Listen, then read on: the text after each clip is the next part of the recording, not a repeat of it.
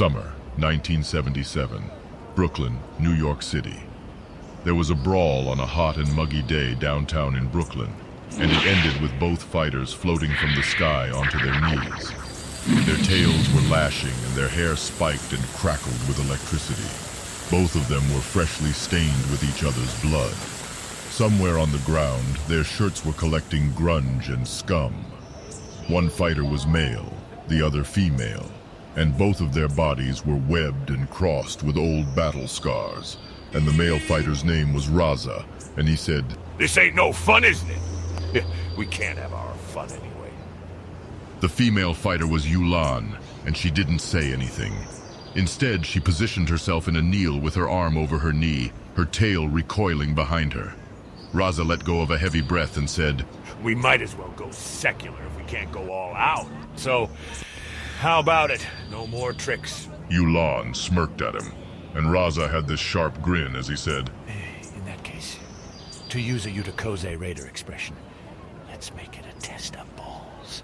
Yulaan spat and said, I don't even have balls. And I'll tell you, I've got the balls. These two weren't alone. A good group of bystanders were gathered around, watching this real-life kung fu movie play out like they were condemned, and this was their collective last wish fulfilled. A small group of 6 motioned by more helplessly than the rest.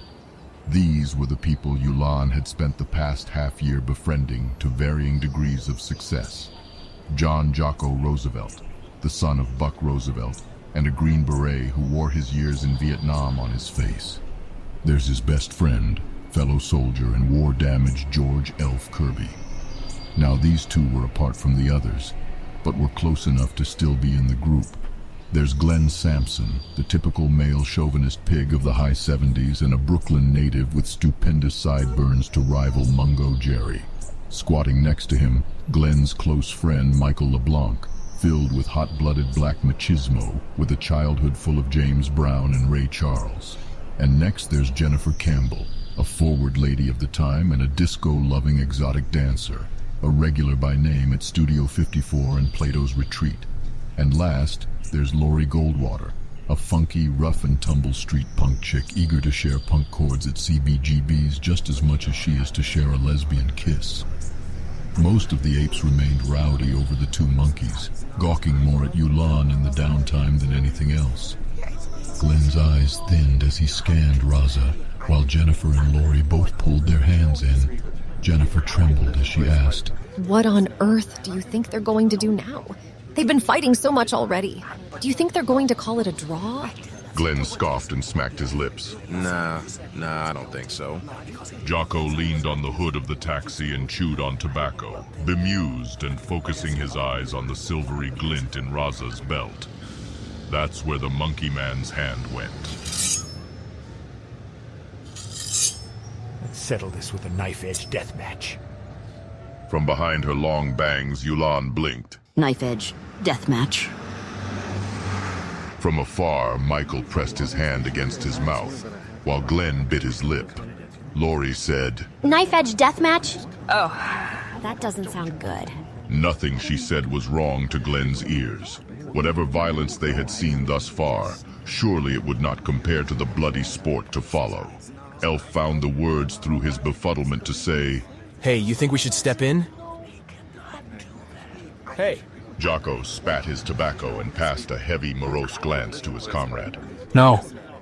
We can't get involved. Not here. Not now.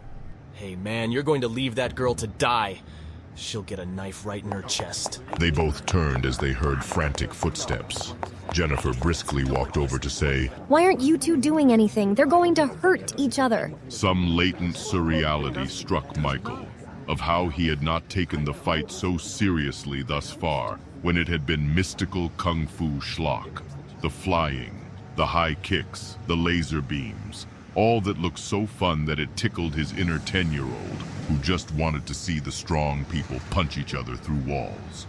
It was Shaw Brothers-style grindhouse playing out before him, as silly as it was intense, yet the mood grounded with the fighters.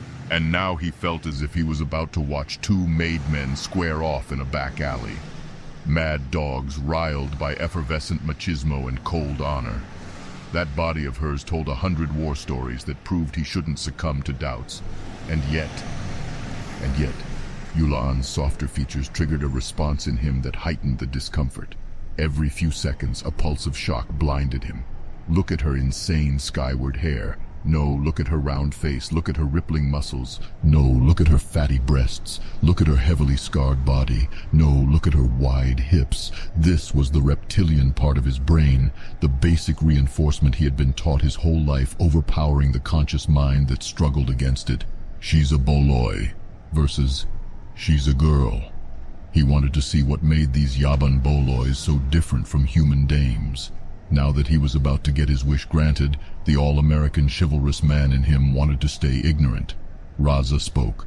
I won't lie. My foggy little Saiyan brain's spazzing in shock right now that the Butcher of Gorta has never heard of a knife-edge deathmatch before. Yulaan stood and thumbed her nose, scratching away the heavy smell of dilapidation and trash that had built up from around her. Hey, you're forgetting I dropped out? I didn't get a chance to get fully immersed in Tarus culture, so spare me a doubt if you can, my friend. He approached and then passed Yulaan and stabbed the ground behind him. Following this, he took a single pace back and set the second knife deep into the pavement there. Now what's he doing? God only knows. The whole crowd had gone silent. Most were thoughtless, but the faces on several were contorted as they struggled to make sense of the scene. Bluntly, Raza said, Take off your shoes and put your foot at the edge of the knife. Yulaan nodded and kicked off her boots. Raza did the same.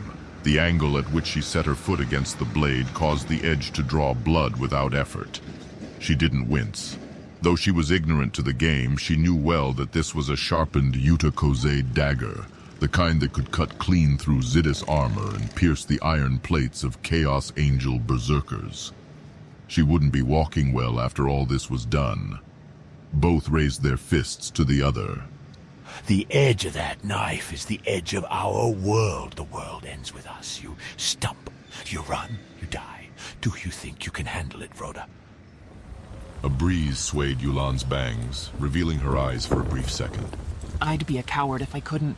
The crowd watched on in bloody anticipation of this mixed match between the two Saiyans, placing their bets on who would emerge stronger. Yulaan didn't have to hear much to know that the odds were stacked heavily against her in their minds. But that made sense. These were humans, with their own norms and ways. Why would they believe anything else?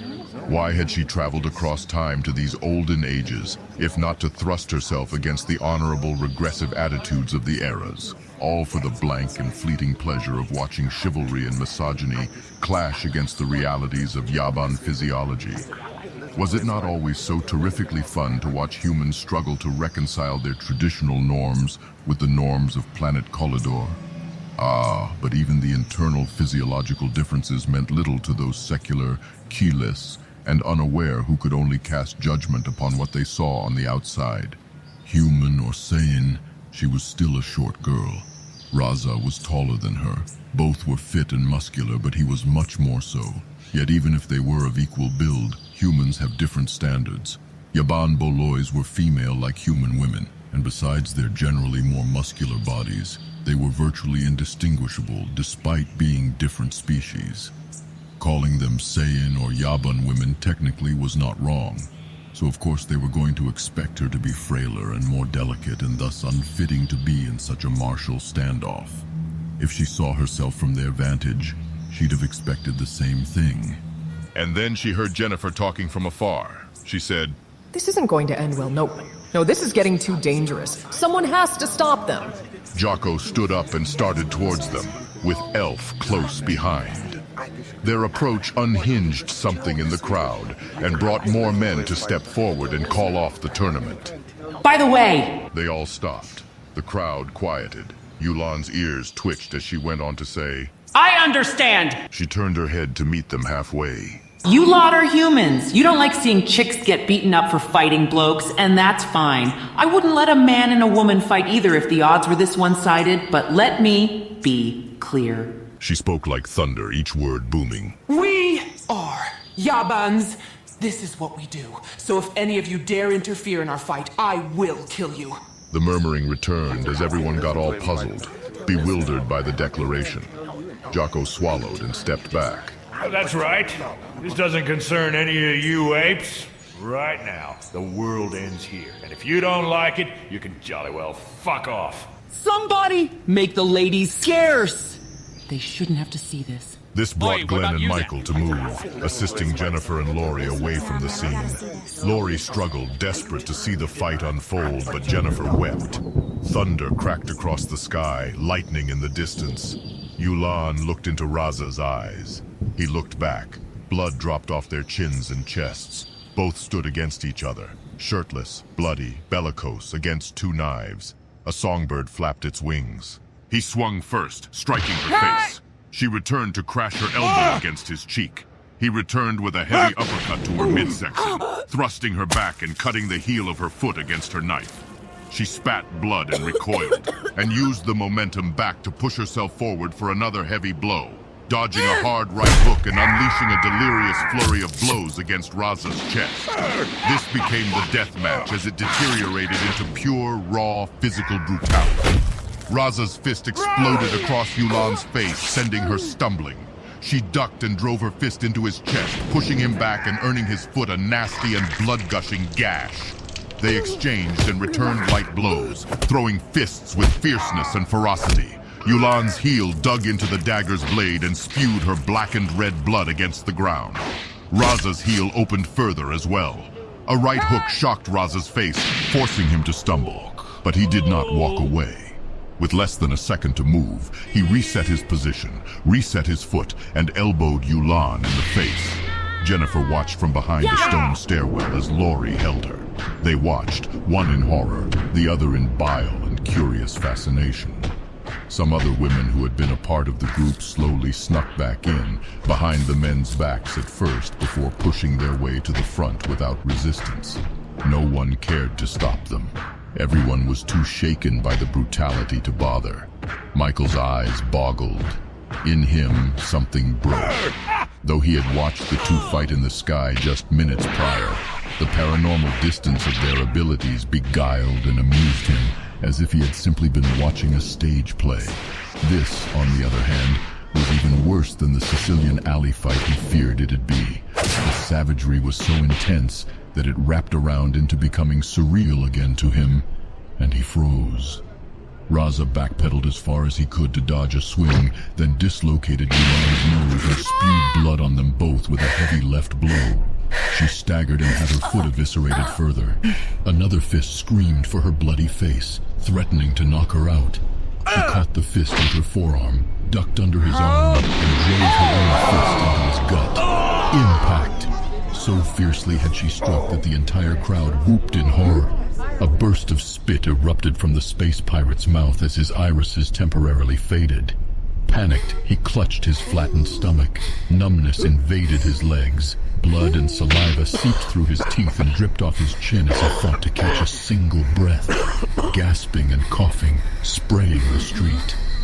Yulaan took the moment to pant and catch her breath. Snarling, he gritted his teeth, bore his fangs, and tried to bear hug Yulaan to throw her onto the knife.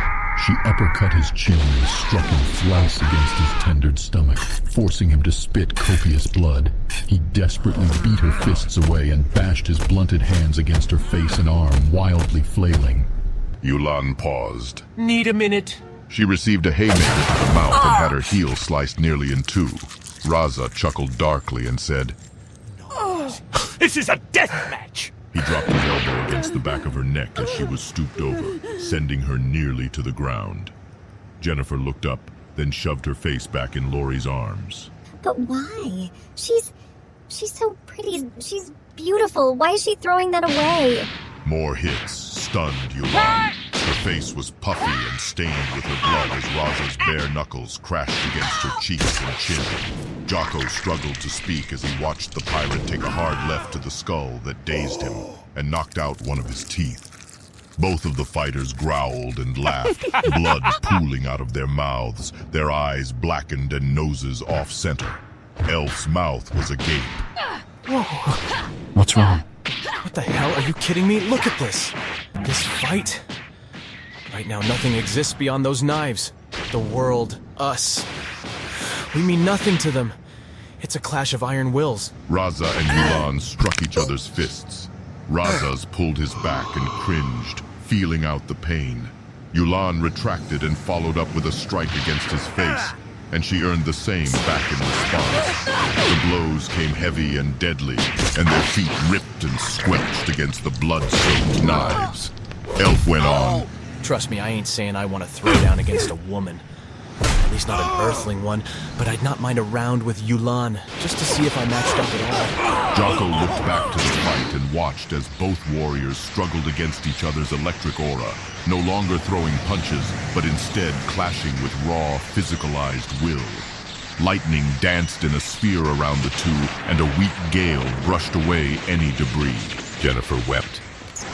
Tell me when they stop, please. I can't watch. The amazed Lori said, Well, I'll say this. They can't possibly keep going on forever. One of them's going to have to fall sooner or later. And if what George said is right, then I don't have to guess. All the hairs on Yulaan's tail stood on end as Raza came in with an axe handle. She dodged and beat him back with a headbutt. Raza's skull cracked. His eyes glossed over. He slumped and fell. Yulaan caught him. He's out. Red guy's out. The crowd whooped and shouted as the watchers cheered and jeered, some celebrating, some freaking out over the possible death before them. Yulaan kept Raza steady. He groaned through bloody teeth. What are you doing? This was a death match. Finish me off. They shared a cold stare. She pulled him back to standing and let him rest. I'd be a gratsny brachny if I did. How about we settle for a rematch instead? Somewhere we can both go all out. Raza smirked. They slapped bloody palms, spraying blood through the air. Both limped off away from the crowd, struggling to walk on eviscerated feet.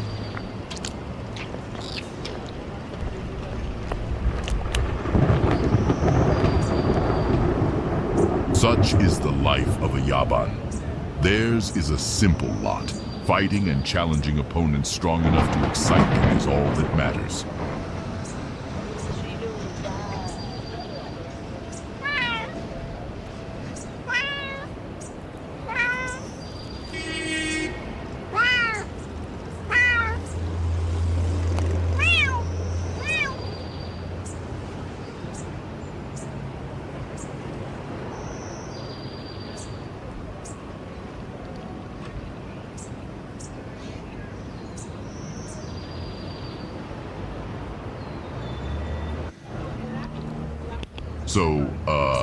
It should be stressed that, as it's 1977, absolutely no one has any idea what Saiyans are.